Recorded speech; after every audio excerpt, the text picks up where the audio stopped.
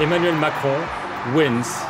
He gets over 65% of the votes according to the Ipsos estimate. This is indeed a historical night.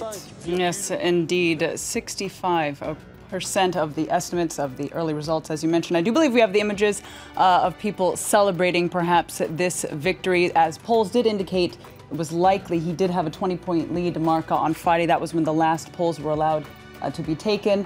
But it's actually higher than what we saw indicated. Yes, on Friday. It's a 30% margin, and obviously we're seeing images of French flags being waved in the plaza in the Louvre, where the Emmanuel Macron supporters have gathered. We're maybe going to listen, and then we're going to head straight to Claire Williams, who's probably in the middle of this joyful crowd. Obviously, this is much better than expected for Emmanuel Macron. He's winning with a comfortable 30% margin over Marine Le Pen. Claire, are you with us?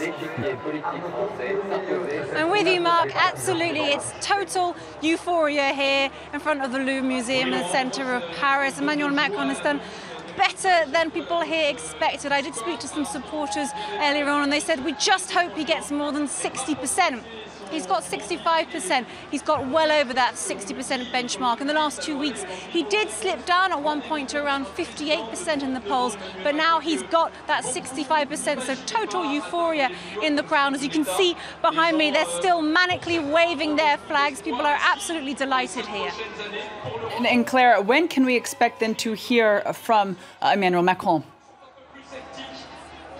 People here are going to have to wait a little bit longer. We're not expecting for him to come down for another hour or so, perhaps not until about 10 o'clock. So in the meantime, people are going to be kept busy with some music, some dancing, a few speeches from perhaps other members of the En Marche team, Emmanuel Macron's movement, of course, and even Magic System, a popular pop group, should be coming down and playing here later on tonight. So hopefully the rain will hold out and the party will continue for people here. What's interesting is there are still people actually arriving.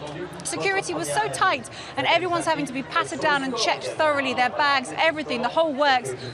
Some people are still running up to the stage and trying to get there and trying to see what's happening and trying to join the crowd. So I expect the area here in front of the Louvre to fill up more and more in the next couple of hours before Emmanuel Macron arrives.